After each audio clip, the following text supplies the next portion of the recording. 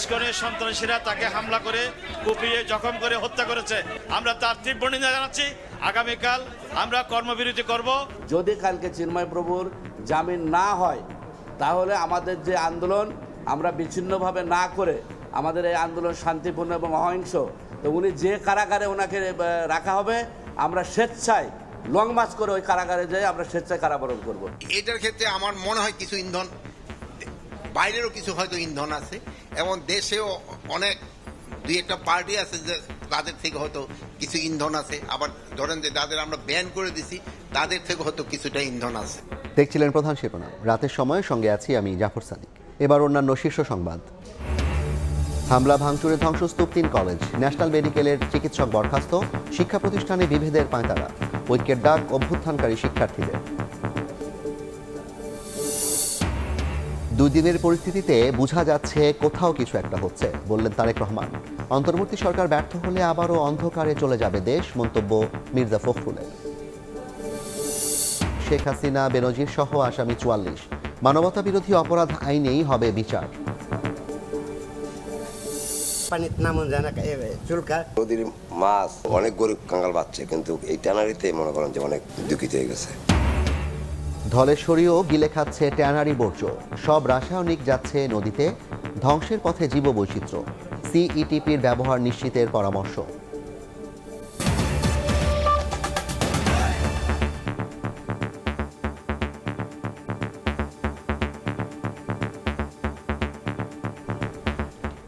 স্কনের বহিষ্কৃত নেতা চিন্ময় কৃষ্ণ দাসকে চট্টগ্রাম আদালত থেকে কারাগারে নেওয়ার সময় আইনশৃঙ্খলা রক্ষা বাহিনীর সঙ্গে অনুসারীদের ব্যাপক সংঘর্ষ হয়েছে। 3 থেকে 4 ঘন্টা দফায় দফায় চলে ধাওয়া পাল্টা ধাওয়া। এ সময় শিক্ষানবিশ এক আইনজীবীকে হত্যা করা হয়েছে। এর প্রতিবাদে বুধবার চট্টগ্রাম আদালত বর্জনের ঘোষণা দিয়েছেন আইনজীবীরা। যারা সন্ত্রাসী এই হামলার সাথে জড়িত ছিল তাদের বিরুদ্ধে আমরা আইনগত ব্যবস্থা নেওয়ার জোর দাবি জানাচ্ছি। পাশাপাশি আমাদের জেলা আইনজীবী সমিতি আজকে জরুরি সিদ্ধান্ত নিয়েছেন, আগামীকাল আমরা কর্মবিরতি করব। হয়রানি করার জন্য হিন্দু ধর্মের যে একটা নৈতিকতা যে সেটা যে বিসর্জন দেওয়ার জন্য মামলাটা করা হয়েছে, আর কিছু না। এই মুহূর্তে চট্টগ্রামের নিউ মার্কেট এলাকায় আছেন রিপোর্টার শফিকুল আলম। সবশেষ খবর জানতে সরাসরি যাচ্ছি তার কাছে। শফিক, আইনজীবী সাইফুল ইসলাম হত্যার প্রতিবাদে চট্টগ্রামের ঐতিহাসিক যে নিউ মার্কেট যে চত্বর রয়েছে সেখানে সন্ধ্যার পর থেকে বৈষম্য বিরোধী শিক্ষার্থীরা কিন্তু এখানে জড়ো হয়েছিল এবং এখানে তারা আন্দোলন গড়ে তুলেছেন। তবে তারা এখন থেকে ঠিক আধা ঘন্টা আগে এখান থেকে চলে গিয়েছে। তবে এই মুহূর্তে কিন্তু এখানে সাধারণ শিক্ষার্থী এবং স্থানীয়রা কিন্তু জড়ো হয়েছেন এবং তারাও কিন্তু সাইফুল ইসলামের যে হত্যার প্রতিবাদে কিন্তু তারা দাবি জানাচ্ছেন এবং বিচারের দাবি জানাচ্ছেন এবং তারা এখানে বক্তব্য রাখছেন। সাধারণ মানুষ এবং যে স্থানীয়রা পক্ষ থেকে সে দাবি জানানো হচ্ছে। তবে যে আদালত চত্বরের আশেপাশে সেখানে কিন্তু এখনো পর্যন্ত কিছুটা অবস্থা থমথমে আছে বলে আমরা যাচ্ছে। তবে নিউ মার্কেট এলাকায় যে আন্দোলন ছিল, যেই উত্তপ্ত ছিল, সেটি এখন শীতল হয়েছে এবং এখানে চত্বরের আশেপাশে যেই যানবাহনগুলো বন্ধ ছিল সেগুলো চলাচল শুরু করেছে। অর্থাৎ পরিস্থিতি এখানে স্বাভাবিক হয়েছে সেটি বলা যায়। যদিও এখনো পর্যন্ত যে মেডিকেল এলাকা কিন্তু আইনজীবীরা সেখানে রয়েছে এবং আইনজীবীদের পক্ষ থেকে কিন্তু আগামীকাল কিন্তু কর্মবিরতির ডাক দেওয়া হয়েছে এবং বাদে জোহর কিন্তু যে নামাজের জানাজা এই নিউ মার্কেটের চত্বরে এবং আরেকটি আদালত চত্বর হওয়ার কথা রয়েছে। পরবর্তীতে তার জানাজা লোহাগাড়ায় হওয়ার কথা রয়েছে। এখানে বিপুল সংখ্যক আইন শৃঙ্খলা রক্ষা বাহিনী মজুত করা হয়েছে, পুলিশরা রয়েছে, বিজিবি রয়েছে, সেনাবাহিনীর সদস্যরা রয়েছে। তো এই যে সন্ধ্যা বিকেল 4টার পর যে উত্তপ্ত ছিল চট্টগ্রাম, সেটি অনেকটা কিন্তু বেলা গড়ার সাথে অর্থাৎ রাত গড়ার সাথে সাথে সেটি কিন্তু অনেকটা কমতে শুরু করেছে। তবে সাধারণ মানুষের পক্ষ থেকে যারা এই হামলার সাথে জড়িত, যারা সাইফুল ইসলামকে হত্যা করেছে, তাদের বিচার দাবি জানিয়েছেন এবং অতি দ্রুত যারা এই হত্যার সাথে যারা সম্পৃক্ত ছিল সবার আইনের আওতায় আনার দাবি জানাতেন। তো এই ছিল আমার কাছে সর্বশেষ তথ্য।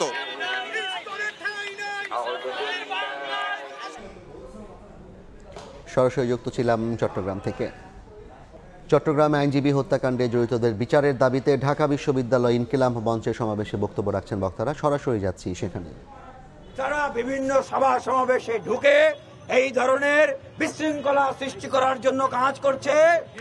আমরা তো দেখেছি, আমরা যখন ফ্যাসিবাদের বিরুদ্ধে লড়াই সংগ্রাম করেছি আমাদেরকে মাটির তল থেকে ধরে নিয়ে এসছে।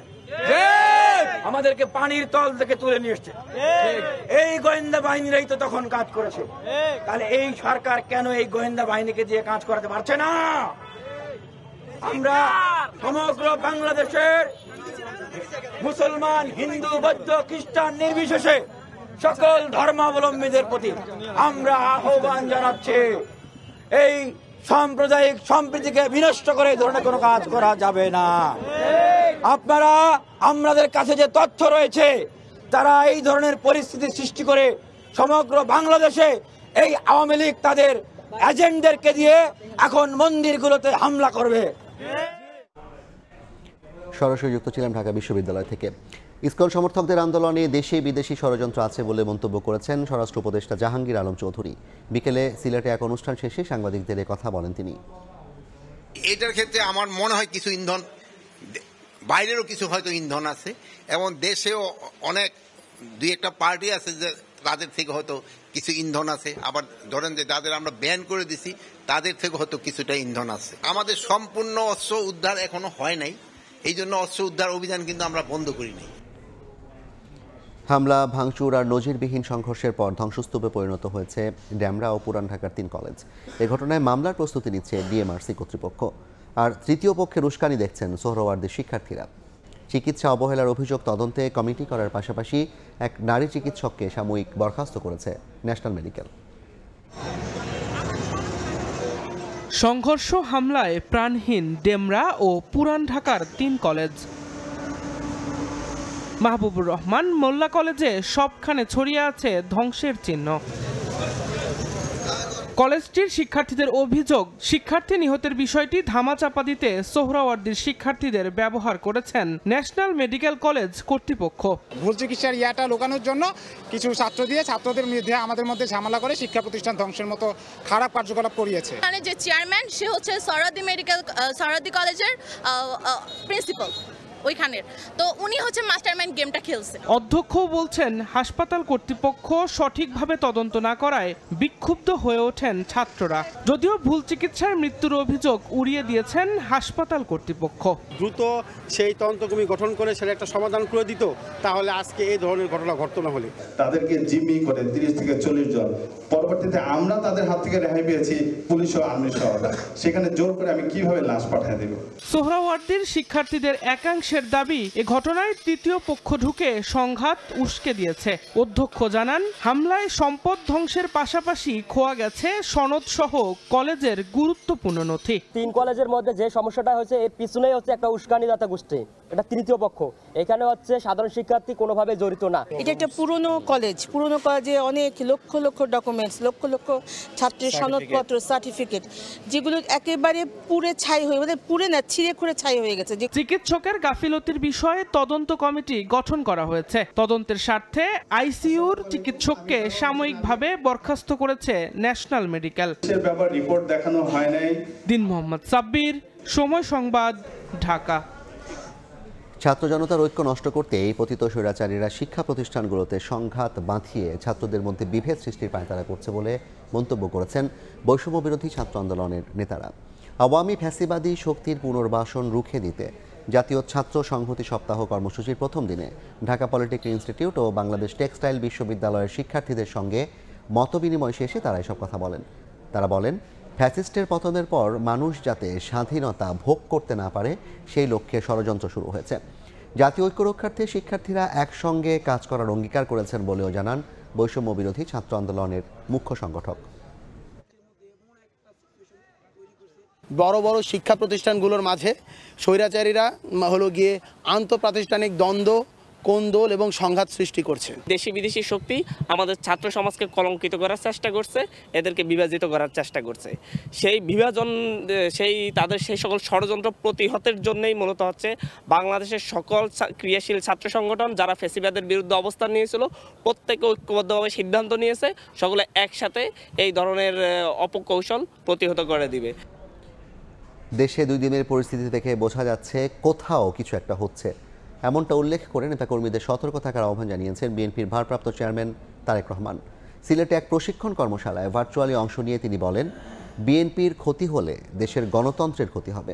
এদিকে দলটির মহাসচিব মির্জা ফখরুল ইসলাম আলমগীর বলেছেন, অন্তর্বর্তী সরকার ব্যর্থ হলে দেশ আবারও অন্ধকারে নিমজ্জিত হবে। এসবকে নতুন ষড়যন্ত্রের অংশ বলছে বিএনপি। পতিত আওয়ামী লীগ সরকারের দোসররা দেশবিরোধী চক্রান্তে লিপ্ত হয়েছে মন্তব্য করে দলটির ভারপ্রাপ্ত চেয়ারম্যান তারেক রহমান বলেছেন, 2 দিন ধরে যা ঘটছে তাতে বোঝা যায় কোথাও কিছু একটা হচ্ছে।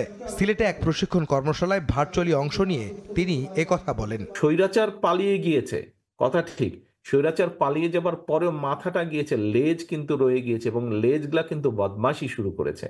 কাজে এই বিষয়ে আমাদেরকে সতর্ক থাকতে হবে, আমাদেরকে অ্যালার্ট থাকতে হবে, মানুষকে সতর্ক রাখতে হবে। গত 2 দিনের বিভিন্ন পত্রপত্রিকাগুলো আপনারা দেখেন, কোথায় জানি কিছু একটা হচ্ছে। কাজেই যারা ষড়যন্ত্র করছে তারা কিন্তু বসে নেই। বিএনপির ক্ষতি হলে গণতন্ত্রের ক্ষতি হবে বলেও মন্তব্য করেন তারেক রহমান। বিএনপি যদি কোনোভাবে ক্ষতিগ্রস্ত হয়, believe it or not, BNP কোনোভাবে ক্ষতিগ্রস্ত হলে সামগ্রিকভাবে বাংলাদেশ এবং বাংলাদেশের গণতন্ত্র ক্ষতিগ্রস্ত হবে। এটি আপনাদেরকে মানতে হবে, এটি আপনাদেরকে বুঝতে হবে। এদিন রাজধানীর একটি হোটেলে তারেক রহমানকে নিয়ে লেখা বইয়ের মোড়ক উন্মোচন অনুষ্ঠানে যোগ দেন বিএনপি মহাসচিব। তিনি বলেন, বর্তমান সরকার ও গণঅভ্যুত্থান ব্যর্থ হলে দেশ আবারও অন্ধকারে চলে যাবে। সবাইকে সতর্ক থাকারও আহ্বান জানান মির্জা ফখরুল। আমাদের সেই শত্রুরা যারা সামনে থেকে চলে গেছে, কিছু পেছনে থেকে তারা এই দেশকে আবার অস্থির করে তুলছে। এখানে আমাদেরকে অত্যন্ত সজাগ থাকতে হবে। আজকে এই সরকারকে আমাদেরকে সহযোগিতা করতে হবে, কারণ এই সরকার ফেল করলে আমরা অভ্যুত্থান ফেল করে যাবে, বিপ্লব ফেল করে যাবে এবং আমরা আবার সেই অন্ধকারে চলে যাব। নির্বাচিত সরকারি চলমান সমস্যার একমাত্র সমাধান বলেও মন্তব্য করেন বিএনপি মহাসচিব। কিছু সংখ্যক উস্কানিদাতা। আহমেদ সালেহিন, সময় সংবাদ, ঢাকা। শাপলা চত্বরে গণহত্যার অভিযোগে আন্তর্জাতিক অপরাধ ট্রাইব্যুনালে অভিযোগ দাখিল করেছে হেফাজতে ইসলাম।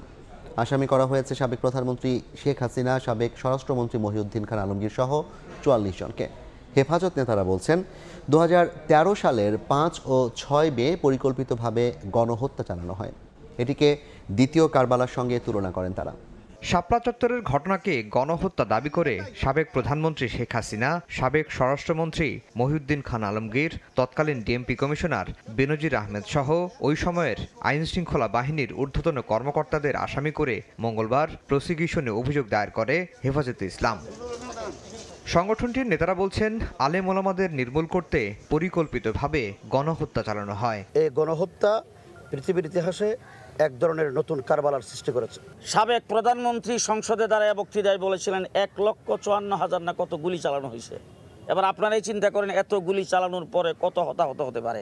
হত্যাকাণ্ডের সঙ্গে জড়িত যারা রয়েছে তাদেরকে উপযুক্ত আইনের মাধ্যমে বিচারের আওতায় আনতে পারলে বাংলাদেশ এবং বাংলাদেশের মানুষ অভিশাপ মুক্ত হবে। প্রসিকিউশন বলছে, হেফাজতের কর্মসূচিতে চালানো গণহত্যার বিচার মানবতা বিরোধী অপরাধ আইনেই হবে। 5 মে যে ঘটনা শাপলা চত্বরে ঘটেছে সেটি আন্তর্জাতিক অপরাধ ট্রাইব্যুনাল 1973 আইনের অধীনে একটি অপরাধ। এর আগে শাপলা চত্বরের ঘটনায় আরেকটি অভিযোগ জমা পড়ে ট্রাইব্যুনালের প্রসিকিউশনে। আফজাল হোসেন, সময় সংবাদ, ঢাকা। দেশে বিভিন্ন অরাজক পরিস্থিতিতে গণঅভ্যুত্থানে অংশীদার সব পক্ষকে নিয়ে একটি সমঝোতা সনদ তৈরির প্রস্তাব দিয়েছে এবি পার্টি। বিকেলে ঢাকা রিপোর্টার্স ইউনিটিতে এক সংবাদ সম্মেলনে প্রস্তাব উত্থাপন করেন নেতারা। গত কয়েক মাসের সংঘাত, সংঘর্ষ ও গণঅভ্যুত্থানে মিত্রদের বিভক্তির দায় অন্তর্বর্তী সরকার কোনোভাবেই এড়াতে পারে না বলেও মনে করেন তারা। এছাড়া ডক্টর মোহাম্মদ ইউনূস গণঅভ্যুত্থানের মধ্য দিয়ে দেশের সব মানুষের সমর্থন নিয়ে দেশ পরিচালনার দায়িত্ব পাওয়ার পরও শান্তি প্রতিষ্ঠা করতে না পারলে তিনি প্রশ্নবিদ্ধ হবেন বলে মন্তব্য করেন নেতারা। স্বাধীনতার নেতৃত্বদানকারী আওয়ামী লীগ নয়, গণহত্যাকারী আওয়ামী লীগের বিচার দাবি করা হয় সংবাদ সম্মেলনে।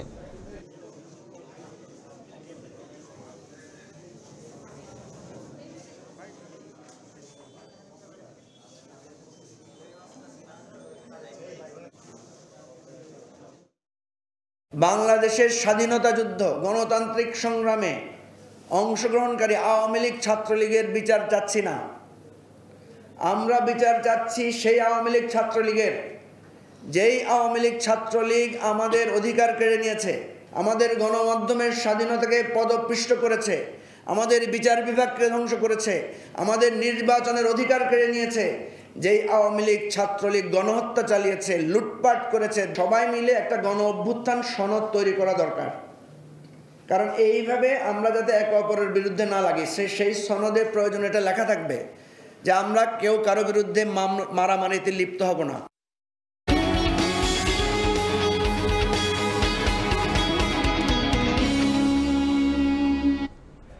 দুর্বল ব্যাংক চাহিদা অনুযায়ী আমানতকারীদের টাকা ফেরত দিতে না পারলেও জুলাই আগস্ট আন্দোলন পরবর্তী আবারও ব্যাংকগুলোতে টাকা ফিরতে শুরু করেছে।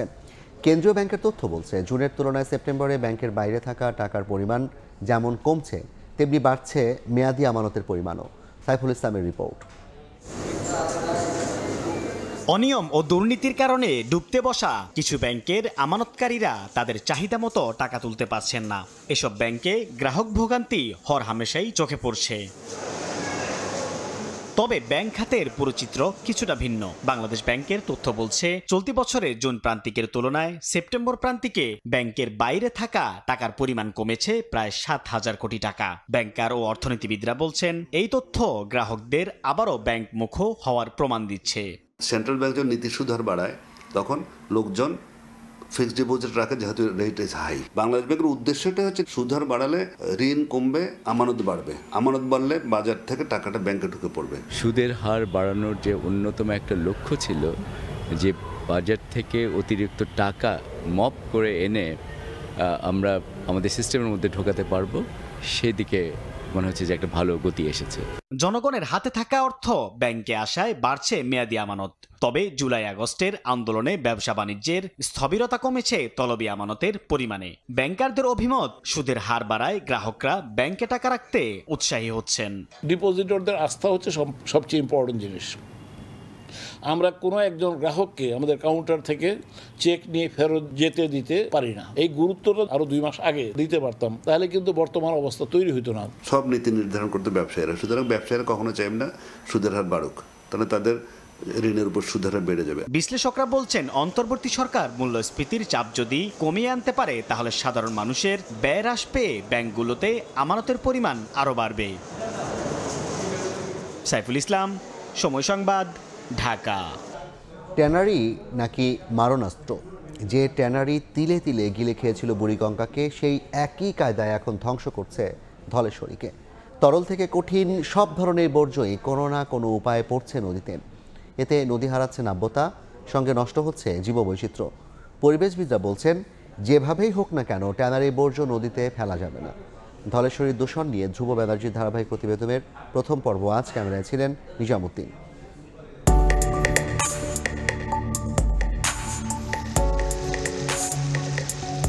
প্রবহমান ধলেশ্বরীর উপর সাদা ফেনার আস্তরণ, সঙ্গে আছে তীব্র দুর্গন্ধ। অধিকাংশ জলজ প্রাণীও দূষণের তীব্রতায় সরে গেছে অনেক আগেই।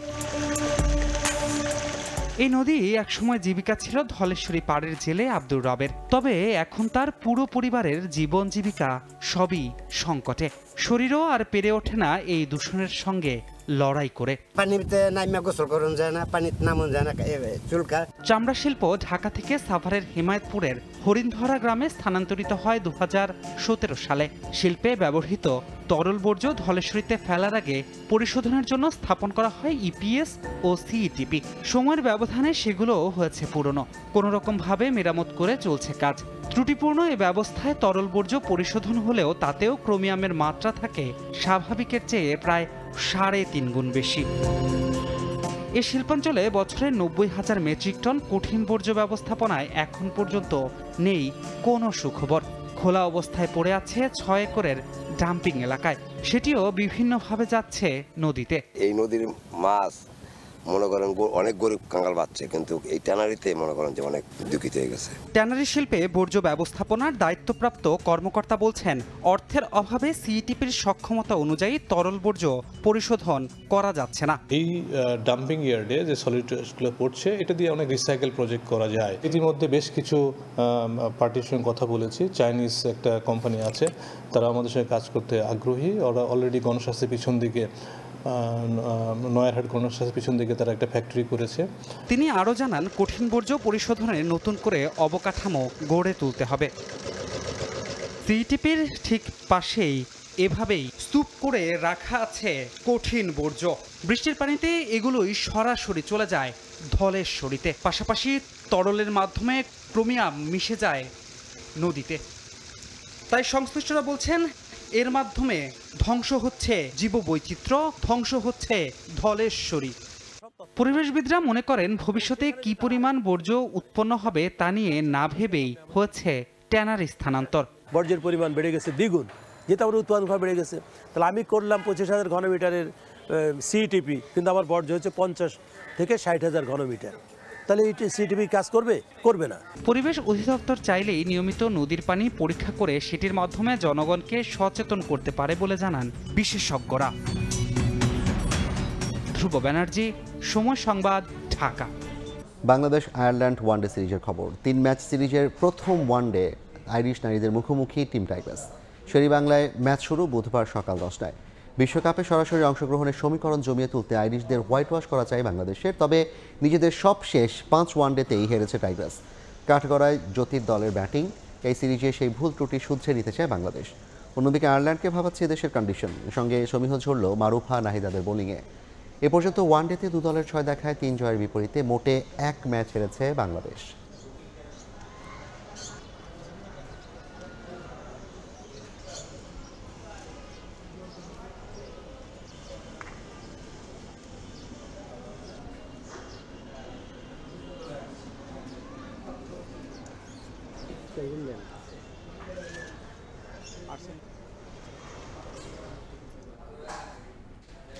এ পর্যায়ে শীর্ষ সংবাদগুলো জানিয়ে দিচ্ছি আরেকবার। হামলা ভাঙচুরে ধ্বংসস্তূপ 3 কলেজ, ন্যাশনাল মেডিকেলের চিকিৎসক বরখাস্ত। শিক্ষা প্রতিষ্ঠানে বিভেদের পায়তারা, ঐক্যের ডাক অভ্যুত্থানকারী শিক্ষার্থীদের। এবং 2 দিনের পরিস্থিতিতে বোঝা যাচ্ছে কোথাও কিছু একটা হচ্ছে, বললেন তারেক রহমান। অন্তর্বর্তী সরকার ব্যর্থ হলে আবারও অন্ধকারে চলে যাবে দেশ, মন্তব্য মির্জা ফখরুলের।